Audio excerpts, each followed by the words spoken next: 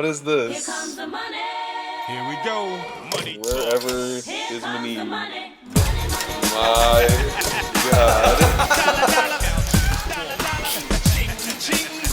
What? You ain't talking money, then you're talking no matter. I'm not here to play. Can a damn soul stop it? Chest up. What's up, everyone? Weaver Way Podcast, episode number 8. First Kobe number. But we got a big announcement today. It's not only Sebastian, but we got another co-host because this fucking guy loves MMA. Nick Cieslak. What's going on, guys? I'm going to be joining the Weaver Way podcast. I'm super excited to be recording episodes with you guys now. We're going to be talking about MMA. We're obviously going to have sick guests on, as you guys have already had some great guests on. And I just, plan to continue to help you guys out. And we're going to make a lot of great content together. And the future is looking bright for the Weaver Way podcast. We're going to do some great things. I feel like it's like a big three. Like, remember Paul Pierce, Ray Allen, and Kevin Garnett. Mm-hmm. That's what we got right now. LeBron, D-Wade, and Bosh. LeBron, D-Wade, and Bosh. Or Cade, Duran, and Ivy. Yeah, basically right now. That's what I'm saying, you know? Mm-hmm. Check out the new drip. I'll beat the fuck out of you shirts. One of one, all right? Mm-hmm. And let's get rolling. Yo, UFC 322. We got Islam Makhachev, JDM. We got Carlos Prates. We got a whole bunch of big names. I'm excited. What do you guys think? UFC 322 Saturday night.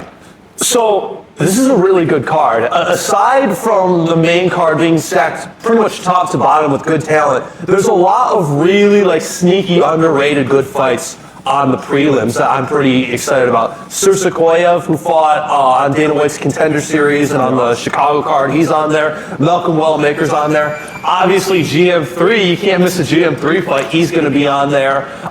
Gregory Rodriguez versus Roman Pat Kopylov. Sabatini and Sabatini. Chepe. That's a good fight. Yes. I always like watching Chepe fight. That's just the early prelims. Now, the regular prelims, we got even Bo Nichols fighting.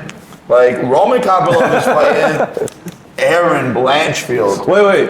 Tracy Cortez is fighting. I know all the men are going to be watching that one closely. I think Blanchfield's going to beat her ass.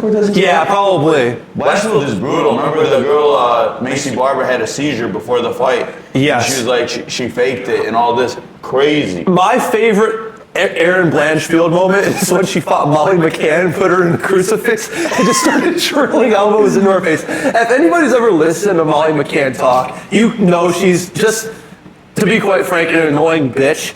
So it was really satisfying to watch her get her face drilled in by elbows. Bro, I really try not to watch too much women's MMA. I just feel like it's haram. You know, I was about to say that about this card. We're going to be on a heater. There's going to be a lot of momentum, but we do have a female co-main event. Yeah. I mean, I'll tell you what, though, as far as female fights go, this weekend's is pretty good. Valentina Shevchenko, although she's kind of out of her prime, she is taking on Zhang Weili, and we're going to talk about that later as we go through the card. But it's actually one that you can think about. Shevchenko can fight. Okay.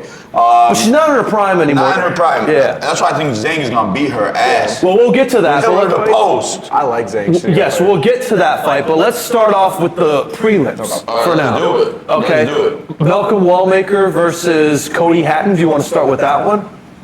Bro, give me Wellmaker all day. Yeah. Wellmaker, one trick pony, but that trick is good. What's his trick? I don't know. Ooh, those check Right hooks. hook. Right Those hook. check-in step hooks. He's a big guy. He's big for his weight class. He's a 35er. He's a big boy for his weight. Very physical, strong kid. He can get back up. He's proven when he gets taken down, he can get back up. His takedown defense is pretty good. A lot of people were saying he was supposed to fight Ilia Toporia's brother. I think that would have been an interesting fight. He fought Taylor Moore from Michigan to a decision. Taylor Moore is fighting on WXC 99 in the main event. I'm co-promoting the show with Michael Patinelli, so make sure you guys get your tickets at the Weaver's desk, Flint, Michigan. Flint, Michigan, Door Financial Center, WXC 99. It's going to be a great show, top to bottom. Make sure you guys tune in. And we're going to be promoting that here on the Weaver Way podcast. Absolutely. We'll have, hopefully in the next few weeks, we'll have Taylor Moore on the pod, as well as his opponent, Jake Wiggins. I feel like that's going to be a big fight. Maybe at the same time? Maybe. That'd be a crazy If fight. we can Yeah. coordinate it and have them both, that'll be fantastic. Because WXC has sent 22 guys to the UFC that have fought in WXC. Wow. Yeah. Wow. And they've had shows on UFC Fight Pass. They've done quite a number of things. We got UFC veteran Josh Parisian fighting on this card as well. Taylor Moore, for example, he fought on the Contender Series. We got a couple other guys. Maybe there's some rumblings. We might have a UFC star in the building, or two, might be two. What? Buy your Big tickets ones. and you can find out. And just a hint, they are Muslim, so that one of the Muslim star fighters will be there. Well, that doesn't really help too much. There's a lot now, but still. Like half the UFC. Half the UFC is either Alhamdulillah or Jesus. Thank you, Jesus, after the fight.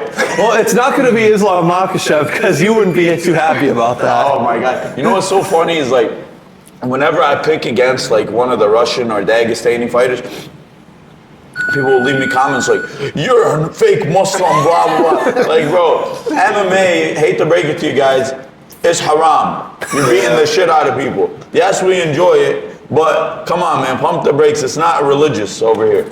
It's a fight.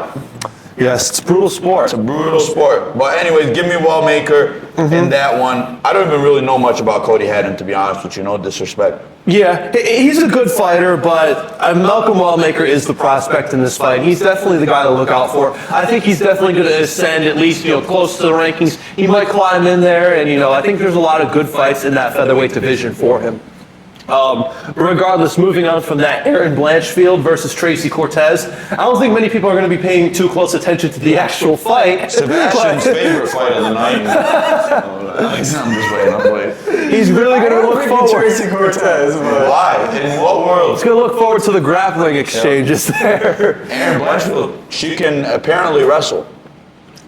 Yes. I'm not a big, bro, big I don't fan, want to though. see Aaron Blanchfield win. Like, who wants to see her? What kind of name is Blanchfield? That sounds like boring. a substitute teacher. It's kind of, Yeah, Mrs. annoying. fucking and Blanchfield. Get always this. assigns a bunch of Mrs. homework. Cortez, like your Spanish teacher, Mrs. Cortez.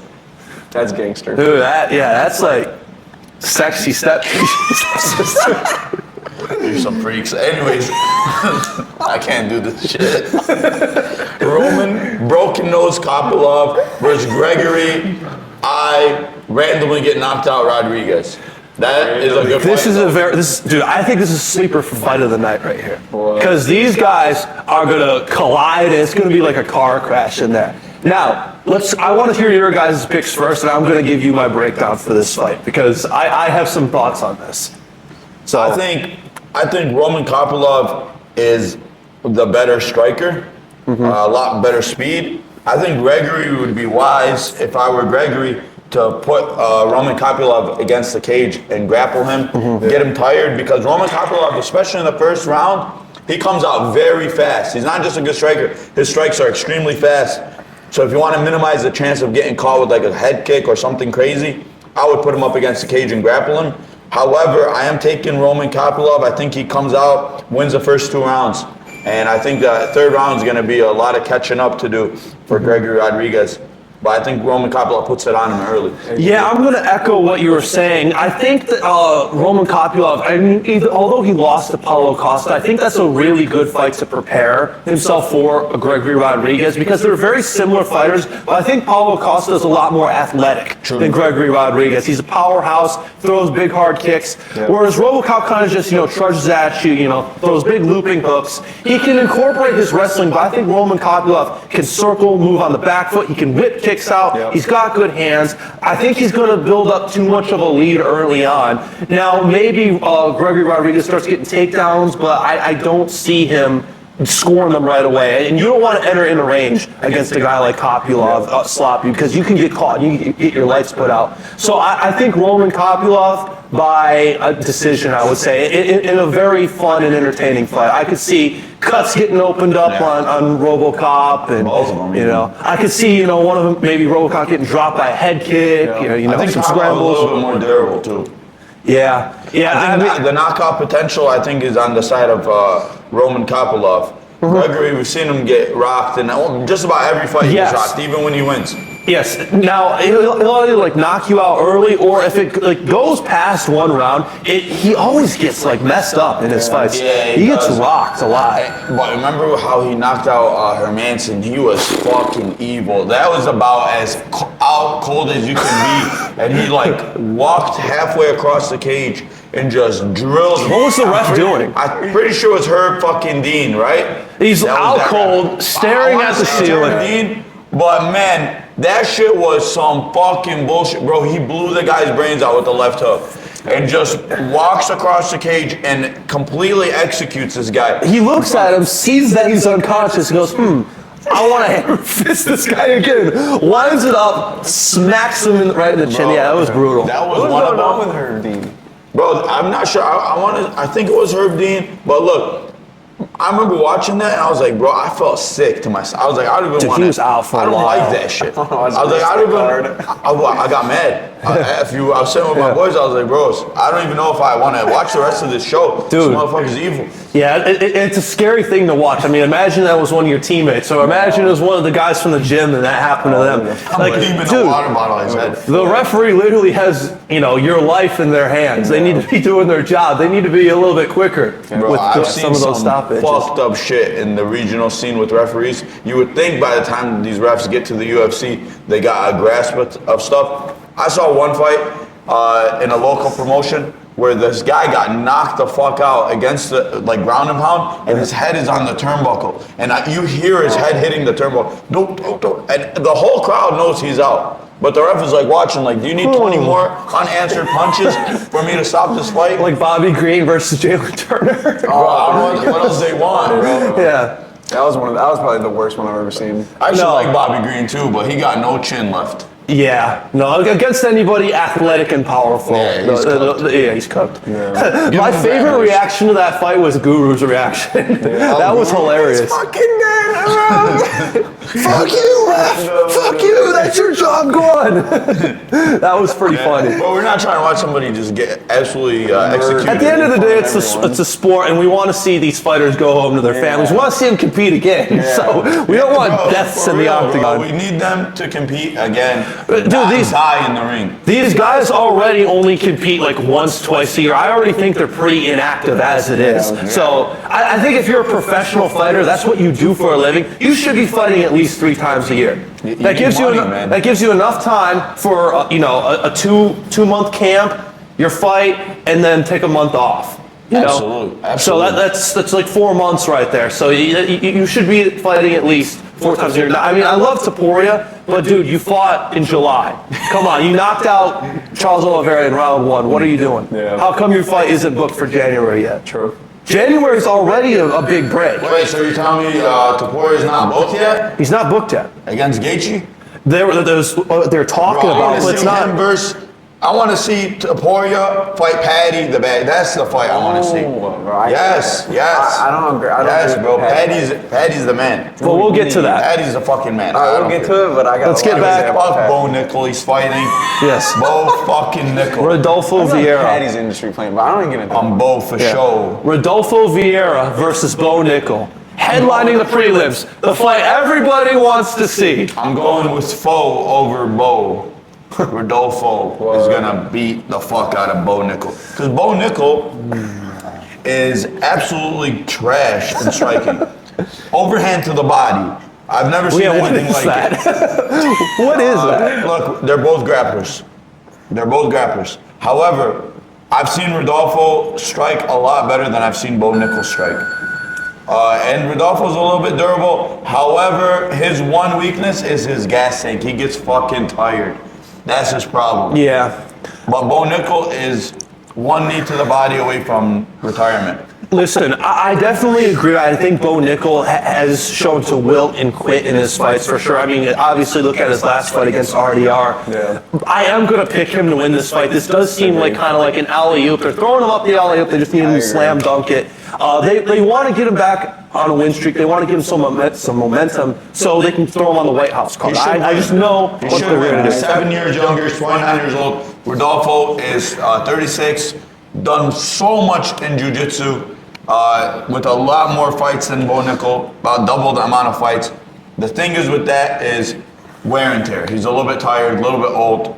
Bo Nickel, like you said, should be an alley-oop. It should be a Kate Cunningham to Duran lob. However, I'm not trusting him. I don't know how his confidence is going to be after getting his ass whooped. For sure, but he has taken enough time off, I would say. I think that was a good little humbling lesson for him. So I think he's going to, I don't think he's going to look like a completely different fighter. I think he will be a little bit improved.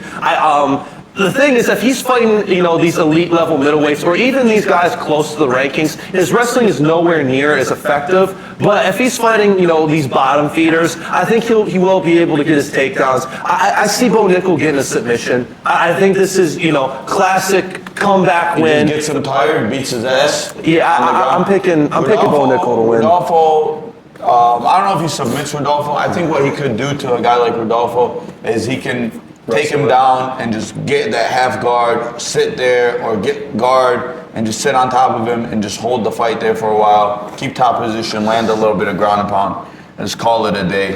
I think that's his path to victory. Fucking gay way to win, but whatever. That's really all I care about that fight. Let's move on to the main card, right? So opening up the main card, we have, this is kind of a weird fight to predict, Benoit Saint Denis versus Beneil Dariush. Kind of a weird one, like I said, to predict.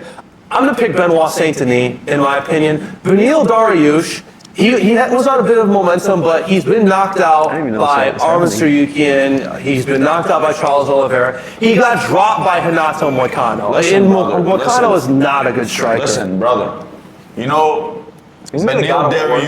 Beneil Dariush is gonna beat the living fuck out of Benoit Saint Denis.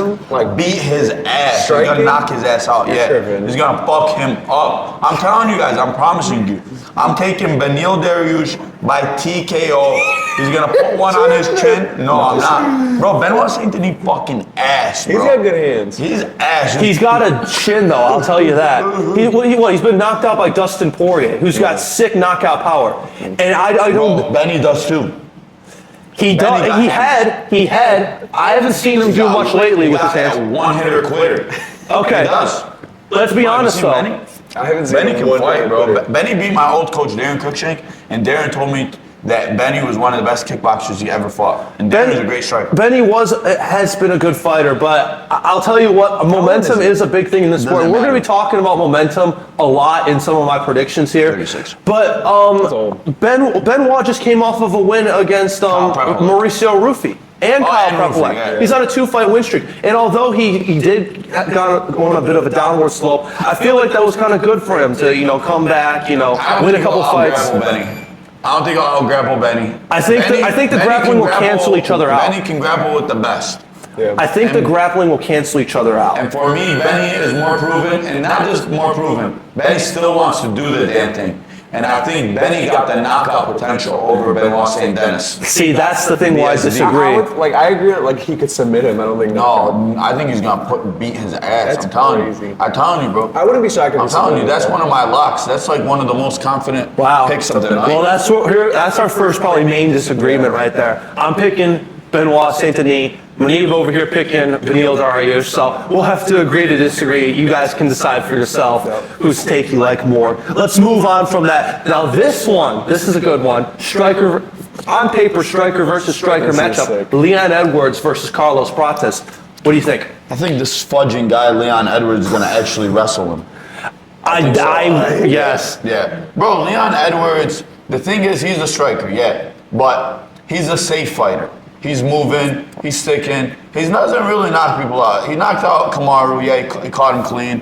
He's knocked out a couple guys early on with counter shots. But realistically, he's not going out there trying to go get you out of there. You know what I mean? He's the type fighter that wants to just swim without getting too wet. You know what I mean? So I think when he has Prates in front of him, he does have good wrestling. We've seen him wrestle a little bit with guys, even like Kamaru. He's been able to reverse him. He's even taken him down. Now, did he win the whole fight wrestling? No, but that's enough. I think that he can use his skills, his well-rounded skills, to beat Prates. I think it's actually not going to be that fun of a fight, unfortunately. Well, I'll tell you what. That takedown that he got on Kamaru Usman, that was from the clinch. Now, I don't see Prates clinching with him. The thing with Prates is he moves a lot. He has a lot of footwork. And Leon Edwards is going to want to stay at kicking range.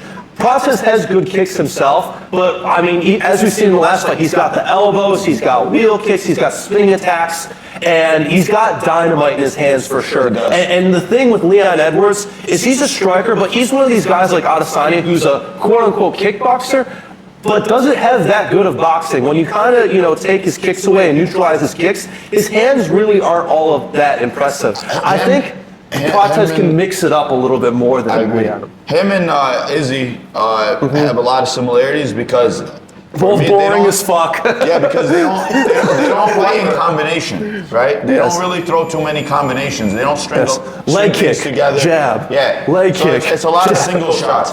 Now, Leon Edwards, I think, is faster than Carlos Prates. So that might be another way to win is like just stick and move. Kind of like what Ian Gary did for a majority of the fight. Now this is a 3-rounder, so yes, and I think that also favors Prates because in that fight with Ian Gary, it seemed like Prates was almost kind of holding himself back and limiting his volume, and that was to his detriment because he ended up losing too many rounds. But in the 5th round, when he decided to go all out, he really did hurt Ian Gary. He did. He should have finished it there. I think if you stop smoking squares, stop smoking fucking fags, he would do good. You know what I mean? I think the 3-round fight favors Carlos Prates, and I'm going to pick him to win. I think he can win by either KO or win by a decision, although I think if it goes to the scorecards, I think it is more likely for Leon to win. But because Carlos has more paths to victory, I think I'm going to pick him. I'm slightly favoring Carlos Prates in this matchup. I'm leaning 80% towards Leon just because I think Leon can either grapple him or he could possibly just stick and move, pop shot, and win the fight. Now, I think if Carlos wants to win a decision, he needs to drop him. He needs to hurt him pretty bad. I think it's possible. I think that's possible. I think you can drop him for sure. I think Prates wins by decision, just by striking. I would be shocked if Leon can control him on the ground. We haven't really seen Carlos get controlled on the ground. Yeah. I think if Leon goes out there and wrestles him, his punishment should be to BKFC match Carlos Prates. They should just do a bare knuckle. Carlos is one of those guys who would do good. Bro, how crazy do you think the UFC fights would be if they were in that little circle? Bro, that would be fun. That circle was this big at the BKFC. It was so small. Bro, I think it was a 10 by 10 circle. It was like the Weaver's ring. It would look so tiny. It's circular, so you would have more room in the Weaver's ring because it's a square. You could literally fit the circle inside of that square right here. Like pushed into the ring, too. Bro, they want you to get fucking decapitated. Let's move on. Sean Brady, Michael Morales. Okay, I got some thoughts about this fight. I got way too many thoughts about this fight. This fight is... Bro, I just want to say, Michael Morales looks like a light heavyweight. He's massive, and he's wild too. Bro. He tries to take your head off, man. That's a hard guy to fight. Sean Brady, shout out to Sean Brady, because not a lot of guys are signing up to fight him. And Sean Brady, honestly, you could argue that he deserved the title shot after his last performance. He looked very good. And Michael Morales, he went out and just beat the absolute piss out of Gilbert Burns. That was bullying. I met Gilbert Burns. He seemed like a really nice guy, and I picked him in that fight. But yeah, dude, Michael Morales is a tank. Shout out to Gilbert Burns, by the way. Really nice guy. I met him in Chicago. Pretty cool dude. Gilbert Burns is like plus 1,000. He should fight Colby at this point. Literally, like that's on the White House. Give him Colby. Michael Morales is like 6'4". He looks like John Jones size. And he's I don't massive. know how he's making 170. That shit is crazy. Weight bully. But Sean Brady, I've seen him in person. Not that big, honestly. I've seen him at the XFC card in Detroit. He was cornering. Yes, I saw him there in the too. back. I didn't get the chance to meet the guy, but He looks strong. He looks like a dense guy. I think he needs to get up under him. He needs to get up under him and take him down, put him on his back, and wear on him and beat the shit out of him. Now, I do think Sean Brady wins just because of how smart of a fighter he is. I think also, since he lost to Bilal Muhammad, he went like this. He got so much better. Now, Michael Morales, he's very big, very strong, powerful. I don't see like crazy skills out of him though. You know, maybe I'm wrong. He could prove us wrong, but I think Sean Brady is going to be able to get up under him, get a double leg, put him on his back, and when you're on your back, you're all the same size. I'm going to say this. like The thing is, if you are going to pressure a guy like Michael Morales, you are entering the danger zone. Yeah. He is a wild boy who is long, athletic, and he can knock you out with anything. Knees, kicks, punches. I'm going to be honest, I think Brady gets caught here. I think the size, I think the athleticism. I think this is a bad matchup. I think this is Sean Brady doesn't want to be inactive, so he's just, I want to get in there and fight, put me in there against anybody. I don't like this matchup. I think the Shavkat matchup would actually be more approachable than this. I think this is a miscalculation on his behalf, and I'm going to pick Michael Morales to win. I think he's going to catch him. I think he's going to put him out. Damn! That's harsh. I'm picking Michael What Morales. about when the crowd starts cheering USA, USA, gonna turn it around. USA? You don't think that's And then gonna... I think he gets hit and he falls unconscious. He's like, fuck. I think it's going to be RoboCop or Manson Part 2. I'm kidding, no. Bro, have you seen that video of Michael Morales completely dressed up like a trans? What the fuck? Clip this and put it in there. Bro, it's actually fucking crazy because, Why? bro, What do you do? He Why do you do might that? be a ladyboy on the spot. On like other than when he's UFC, like that's what he does. Dude, he might have like trans rage then.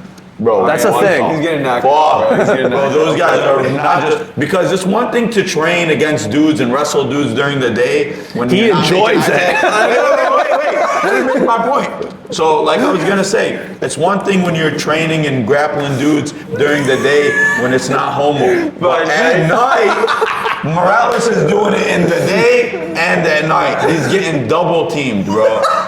This guy's strong. He's See, throwing dudes to their death. There's discarding dudes in the middle of the night. Oh, jeez. Out of his apartment. This is a One great. after another. This is a great podcast. His apartment's crazy. Let's move on. He's body slamming them and taking their back. And if you get your back took by Michael Morales, A lot of jujitsu. lot of jujitsu. You better know how to defend yourself at all times. This guy. Oh my god. Practicing a lot of triangle chokes. He might even like, you might have your back and just throw his leg around and try to get a triangle because he's like, fuck it. Oh, guys, let's control ourselves. Switch, Move on. switch. Zhang Weili versus Valentina Shevchenko. Zhang Weili moving up from 115 pounds. Gangster. Challenge Valentina Shevchenko. What are your guys' thoughts? I absolutely cannot stand Shevchenko. She's so annoying, dude. I can't She's so stand her, annoying. bro. Her voice, her trash talk. I am the best fighter ever. She's like a foreign Ronda Rousey. And then her stupid dance, I can't stand that shit. Oh, dude. Bro, so cocky. Most of the time she doesn't even throw shit. She calls herself the bullet. Doesn't even throw shit, bro. And she gets fed. Most of those girls are absolute dog shit that she beat.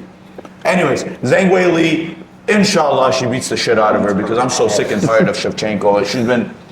She's been beating up girls for too long. She needs her ass whooping. Listen, I'll say this. Valentina, I don't think is in prime form anymore. Because there was a point where she was, the division was here and she was over here. She was far ahead of the division. She was smoking a lot of these girls. But recently, I mean, we've seen her in the Alexa Grasso fights have these boring decisions.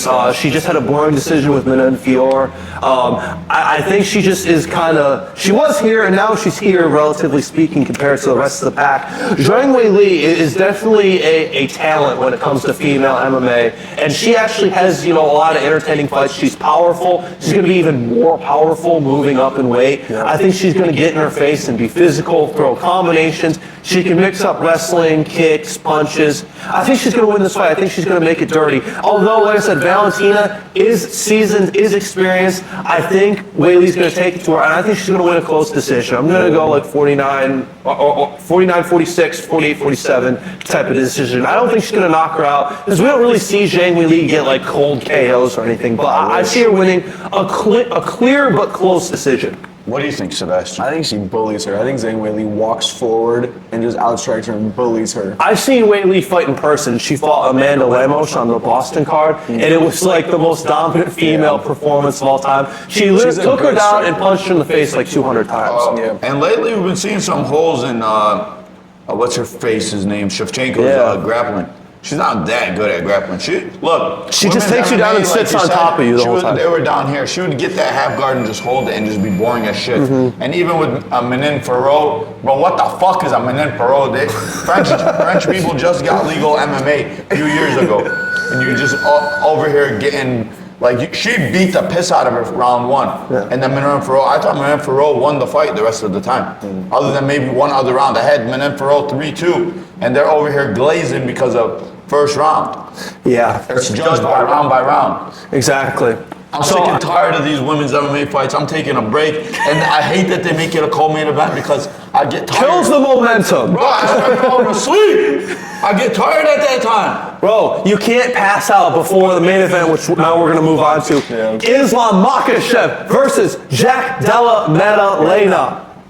Boys, you first. All right, I'm going to say it. I'm going to say it right now. Say it right now. Jack Della Maddalena is gonna beat the living fuck out of Islam Makhachev from pillar to post. Because I'm gonna tell you something. If this were boxing and a fighter moves up 15 pounds, 99% of the fans would say the guy who's heavier is gonna win, right? 15 pounds is a big jump when it's from lightweight to welterweight. All that shit you were doing, bullying Dustin Poirier, smaller than you. Bullying Volkanovski, way smaller than you. Now look at Volkanovski on full preparation versus 11 days notice. Exactly. Now you're fighting a guy who's been fighting big boys. He's 170 at weigh-ins, probably 205 on fight night. Jack Della Maddalena's face is like a shield. He can take every punch you throw at him. He can take damage. He's ready for 5 rounds. He just fought someone who's similar to Islam Makhachev and Bilal Muhammad, who I think is better than Islam Makhachev and gets his he gets disrespected too much. Anyways, and going back to this weight, I'm gonna make one more point that's very important. What happens when Islam Makhachev can't get the takedown? He's gonna get his face beat the fuck up because Jack Della Maddalena isn't like an MMA striker. No, he's a legit boxer. He can go in there and put combos on your face and get you up out of there in no time. He can do the race on your face. And when he starts beating the living shit out of Islam Makhachev, everyone's gonna say, damn, he's not gonna be able to bully the 170-pound division because all that Dagestan bullshit has to end. It comes to an end when Islam Makhachev, the wannabe Khabib Nurmagomedov, finally gets put in his place. The Shia Muslim hater, Islam Makhachev, gets put in his place. And Jack Della Maddalena, shout out to Jack because he's gonna finally put Dagestan in his place. So let's go over some facts right now. Islam Makhachev in his past 6 or 7 fights. Let's talk about all of his early finishes, right? Bobby Green, Dan Hooker, who did he fight? Moicano. Come on, man. Moicano, really? And Volkanovski too. All of those fights are on short notice. Jack Della Maddalena, these people who have a full camp, Alexander Volkanovski in the first fight, Dustin Poirier. An old Dustin Poirier gave him everything he can handle. On full camp, yes. He gave him everything he can handle. Now guess what? Who's very similar to Dustin Poirier stylistically? It's Jack Della Maddalena, but younger, taller, longer reach, better boxer in my opinion, more durable. Yes. I think he has an ability to grapple a little bit better and create scrambles more than Dustin Poirier. And he's been proven to go 5 rounds at an intense pace. Exactly, and his volume is very good. The only way I see Makhachev actually winning this fight, because I think if it goes to the scorecards, Jack will get more damage, and I think he'll win on the scorecards. I think he can TKO him. The only way I see Makhachev winning is by catching him in a submission by the scrambles on the ground. Yeah, I just don't think it's going to be as easy as when he was fighting those guys who are weaker than him. Like Dan Hooker is not as strong as Islam Makhachev. No. Moicano's nowhere near his level. Bobby Green, come on, bro, give me a break. And then, Volkanovski also gave him everything he can handle in the first match. Yes. Some people say he might have won that fight. Yes. Could very argue close. it 3-2 either way. Yeah. Now, something about Volkanovski in that first fight. He trained with Craig Jones. Guess who Jack Della Maddalena is training with?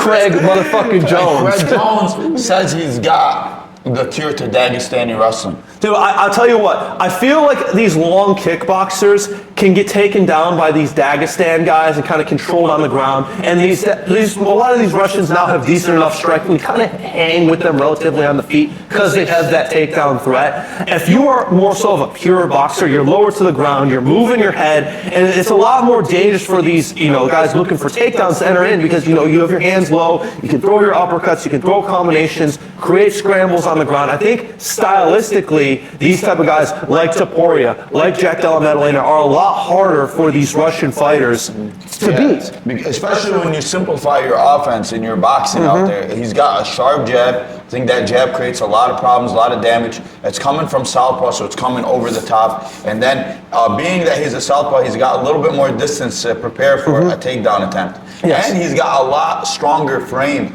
than a Poirier or any one of these other guys who are a lot smaller than him. He's got big shield back, I think he's going to be okay. I don't think that Islam Makhachev is going to be able to do everything that he does to everyone else. Sebastian, on the other hand, he's been going with Islam Makhachev. Yeah, but this is what I think now.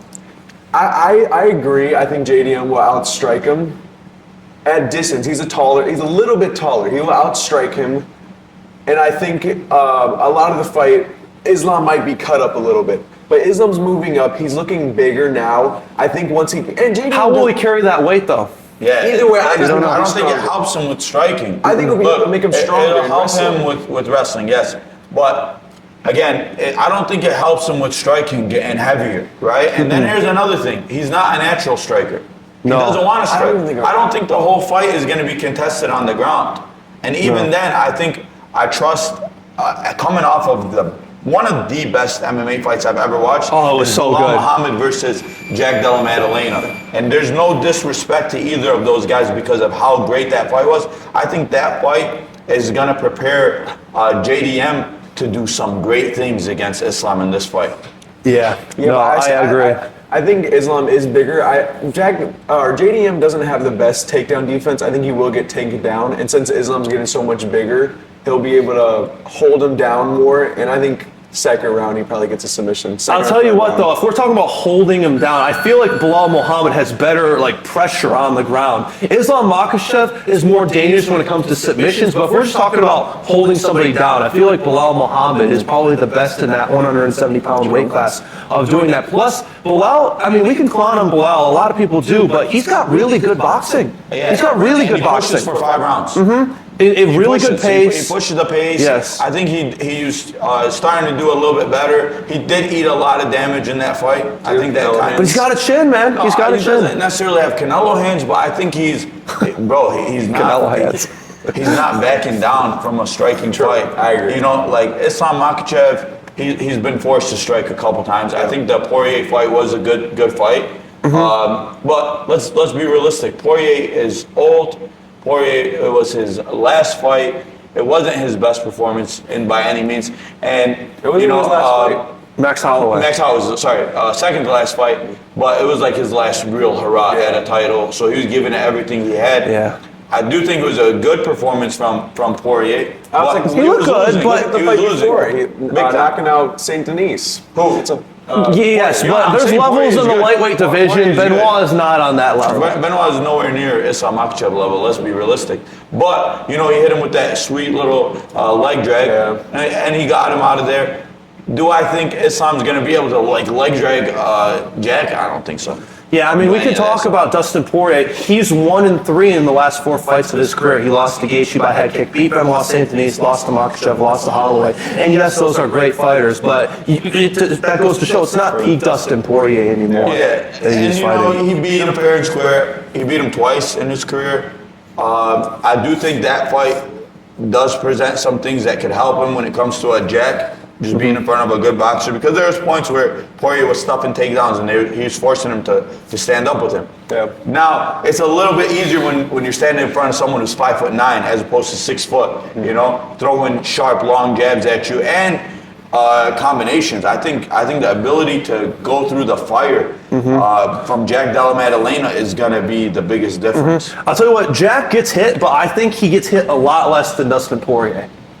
Dustin Poirier gets messed up in a lot of his fights. He does that shield like Exactly. this. Yeah. Jack moves at And sprains. angles, but I feel like the angles almost would be worse for Jack to move against Islam. If he moves at angles, it's going to be easier for Islam to go for these takedowns, I feel like. I disagree. Being more of a straight up fighter, you're kind of more stationary and there to be I would say shot you in can on. back out, you can stuff the takedowns. If you're moving at an angle, Yeah, but there's only so much You you, move- can you can back move up. side to side. If Pop you the back jab up, move, pop the right hit hand, cage, bop, bop, bop. He can press you up against the cage. They're gonna grapple. I do think they'll grapple at some point in the fight. But I don't think I he's think going the to biggest fear question, being taken down. How does That's the big JDM thing. How does JDM's submission defense? How does it look like this fight? I think that's the biggest thing. Can he avoid getting submitted? I think so because I think it's more on Islam to prove that he can go out there and ragdoll 170-pound fighters. He was doing it in 55 to an extent. You know, there was a couple guys that presented issues like Yes. Volk. Yes. If a Volk, who's a really 145 pounds, he's 5'5". He's small. He's a real tiny guy. If he's giving you trouble, I don't think moving up even more is going to be. And, Yes. and I hate to say, he did duck Topuria. That's He not a does good look. It's not a good He does look. not want to go to the shadow realm against Topuria. That was the biggest fight. JDM, we like JDM. The average person Yeah, doesn't really know us JDM. even though hardcores he's a can champ. appreciate it. He's a champion. But the average person is not JDM yet. You know, he had, even for some reason, UFC, bro, that fight with Bilal Muhammad is one of the best fights I ever watched. Completely swept under the rug. They don't even talk about it. Yeah, probably What's the got like promotion for this 100K fight? pay-per-view buys. You go on UFC right now, you pull up, they got Nina Drama doing some dumb shit. And then we're over here, we're doing their part, promoting their fights. Oh, we're better promoters than the UFC. Fucking sick and tired of this shit. That's why WXC 99. Yes. That's why we actually care about our fighters. Yeah. I'm here for Michigan MMA because I care about the fighters. I don't need a stupid Nina Drama running around bothering me. I only want to see the best fight the best. Not Nina Drama doing some weird shit and God knows what else. I don't know what she's got on Dana White. She's got dirt on him. Yeah, bro, how the fuck is she getting collabed on every UFC post? It's number one bullshit. I'd rather see Dagestanis try to speak English. Well, but before we wrap this podcast up, boys, I want to touch on one more thing really quick. Let's talk about Chris Eubank versus Conor Benn Part 2. I mean, we're a boxing gym at the end of the day, so let's talk about the biggest boxing fight this weekend. For now, we are. Yes, for now. But pretty soon, we're just going to be a combat gym. Yeah. All combat in general. Yeah, to touch on that, there's a few reasons why. Number one, I think boxing is part of MMA, no matter what, you know? So there's people that want to box, of course. Yeah. But I do think there's a problem within the boxing world. It's too political. USA Boxing's got like a weird stranglehold on it. They don't really want to see guys do things outside of USA Boxing. Now they even passed a rule where if you're a USA Boxing member and you compete in a smoker, like suppose you want to go and improve your skills, mind you, USA Boxing is strictly amateurs. If you want to go and compete in kickboxing or Muay Thai or MMA and just see what works for you, what you like more, you get a suspension. You can't fight for them. What? Yes. So that for me is stupid. I've even heard that they've been trying to pass rules where like you can't even teach other martial arts within your gym.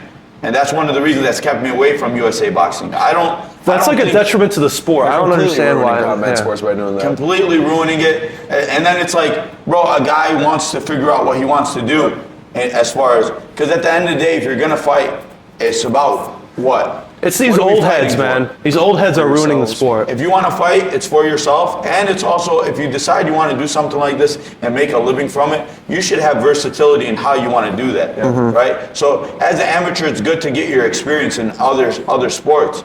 Suppose your boxing career doesn't go so well and you want to make money doing kickboxing.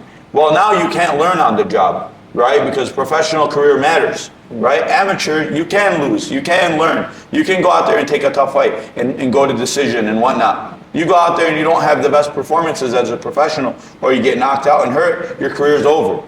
So there's really no time to learn. And I think USA Boxing is a complete joke at this point. That's kind of why even a lot of fighters aren't being built up properly. right? Because there's no promotions doing amateur boxing shows, Yeah. right? We're going down a path where if you fight boxing and you're amateur, it's hard to grow your brand, right? Because you can't sell your own tickets, you can't do anything, right? So there's a lot of issues with that. You can't promote yourself. There's no walkout music. There's no like you choose what you're gonna wear type of deal. This stuff matters, right? Yes. It's entertainment at the end of the day, and I don't think USA Boxing just wants to control, right? Now you see like, whereas like the guys over in Britain, like Conor Benn and Chris Eubank Jr., these guys have a big name, and they're able to sell out big arenas because they've been growing their brand forever. It's it's a feud that's been going on for what, 40 years. I mean, their fathers fought, Chris Eubank Sr. and Nigel Benn. Intensity. Back when our back when our dads were our age. Yeah, But talking about that fight, so I'll tell you what, I picked Eubank in the first fight, although it was an absolute war, a very close fight. Eubank won that first fight. Although I'm going to pick Conor Benn in the second fight. I feel like he can make more adjustments. After those first couple rounds, he kind of just turned into a bit of a wild man in there, and they just kind of went to war. He got emotional. Eubank stayed a little bit sharper. I don't like how he was kind of in the fight, out of the fight for this rematch after the initial fight. Which one, Eubank? Yes, he was kind of in for the rematch. Oh, I can't make it. In for the rematch. I can't make it. Pulling in and out He of the got fight. messed up a bit from that weight cut. Yeah, and he didn't make weight the first time. What's this one's He weight? got really messed up. He got, I think it's the same was weight. severely So 160. dehydrated. He was severely dehydrated. He had to go to the hospital and everything. Look, making money is all good, and obviously that's a big fight that you can make without it being a world championship. Exactly. And that goes to show you, it's not about the titles, it's about the storyline. Like Nick said, fathers fought each other, they were big names. Conor Benn and Chris Eubank in particular has been so good, but never been able to just quite get that world championship, right? Especially when you got guys like Canelo, that hogged all the belts for the last 5-6 years, and before that you had a lot of other champions hogging the belts. Hard to get a hold of one of those, right? And even when he was campaigning at 160, Triple G era, it was hard, you know what I mean? I think Conor Benn, if he stays in his weight class, but these guys don't want to fight him. These guys his weight do not want to mess with Conor Benn. He'll knock them out cold. Shakur Stevenson, get a life, bro. You're not fighting Conor Benn. What? He's not fighting him. He's not. But different weight classes. Shakur's a natural 130 pounder. Shakur was talking shit like he would go up to fight him, right? You're talking about Ryan Garcia is not going to fight a Conor Benn. He would break Ryan Garcia. Yeah, he would. You think Conor Benn would beat Shakur? I think That's so, an interesting fight. I will think say that. Devin Haney, the Tank Davises. You know what else is Teofimo. Teo versus Shakur. Yes, I was just about to say that. yeah. Teofimo versus Conor Benn would be interesting, but Conor Benn has got some heart because he's going up a few weight classes to make this fight happen. And obviously, he got slapped with the egg in the first fight. He Yes. better be on his Oh toes. my God. So, yes, but the Monday after that first fight, Conor Benn was back in the gym, eye on the prize. He wants to come back. He wants to get revenge. And I think he's going to win this fight. And I think we're probably going to see these guys do a trilogy, to be honest. And the family name needs Yeah. it. The Benns are 0-3 to the Eubanks. So he really is motivated to win this fight, too. Intensity. I would like to see Conor Benn win just because he's the smaller guy and, like you said, the revenge story. And just to get a trilogy out of it, they should put a belt on the line if they can. Yes, Make the it first fight even was a better. barn burner, man. I think this one will be just the same, but I think Ben will have a little bit more of a smarter approach. Instead of being emotional in there, he'll restrain himself a little bit and kind of just sustain, his power advantage through the 12 rounds instead of just going wild man, swinging, trying to take his head off. He'll just kind of pressure him the whole time. That Keep was him one of on the the best back boxing foot. fights This I've year watched for in a sure. while. Fight of the year for sure. Maybe this one though. Boxing this year has had so many duds, bro. It's been a pretty shit year for the big boxing events. Like what's his name? Ryan Garcia, Rolly, trash fight. Even Canelo and Crawford was not that good of a fight. What about Nothing Canelo really and William happened. Skull? That was a terrible fight. That was a terrible fight. There was that one AD fight. Haney fought the same night against when Teofimo fought and all of them fought. Haney just ran around the ring like a freaking piece of shit. That was one of the worst. That was probably the worst most disrespectful performance to boxing. Yeah. I swear. In New York too, the first ever New York. And In they're Times over here Square. wasting money. Yeah. For me, that fight, if I'm a promoter, I would never give that guy They should money get again. fined, honestly. If there's not a certain Take away amount- Well, he's fighting Brian Norman Jr. in like 2 weeks. I pray to God Brian Norman Jr. beats his ass because Devin Haney went out against that last guy Ramirez and did not even want to fight. It was like you're seeing ghosts. He's running around the ring, literally running. Yeah. I don't care what nobody says. Don't tell me that's boxing. It's not boxing. Jab, I've been- run away. I've Jab, been watching run away. boxing and doing boxing since I was 7 years old, and I know for a fact that was the most pussy performance I've ever seen in the history of boxing. Yeah. And Ryan Garcia also should be ashamed of himself because he got dropped. Yes, he got dropped, but get back up, fight. Don't get back up and literally have the fear of. I don't want to say it, bro. It's disrespectful, man. So was that that Devin Haney versus Brian Norman Jr. That's on the David Benavidez versus Anthony Yard card. There's also Jesse Bam Rodriguez on there. We'll talk about that, but that's next week. So I figure we can talk about that on the next podcast. So make sure you guys tune in for all of our podcasts and check it out. But on that note, I think we covered about everything that we wanted to talk about this weekend. Most of the big fights we've discussed, we've broke them down. We had some disagreements. We agreed on a lot of stuff. So we hope this, informed you guys if you're looking to make bets, place, bet some of your hard-earned money on the fights this weekend. And we hope you enjoyed the pod. We hope it was entertaining for you guys. Do you guys have anything else to bet? Bets off us. No, they do. They do. They will. Yeah, they're gonna be pissed. They're gonna be pissed at some of us then. They're going to blame us for losing money. They're gonna bet on JDM and then just fucking flip out, bro. JDM's winning. What are you talking about, Sebastian? It's basically a guarantee. Guaranteed. So tell them right now to I go down. guaranteed. Remember Rashid Wallace? He guaranteed a lot of things. He made it happen. I guarantee JDM will beat the hell out of Islam Makhachev. TKOs him round 4 or less. I'm going JDM decision in that one, based off damage. Close fight, based off damage, JDM wins. I think Makhachev bloody, nose crooked at the end of the fight. I think Islam by submission. All right, guys. I think that's about good. Have a good one, you guys. Take it easy, y'all. Patty Batty Brasilia. Oh.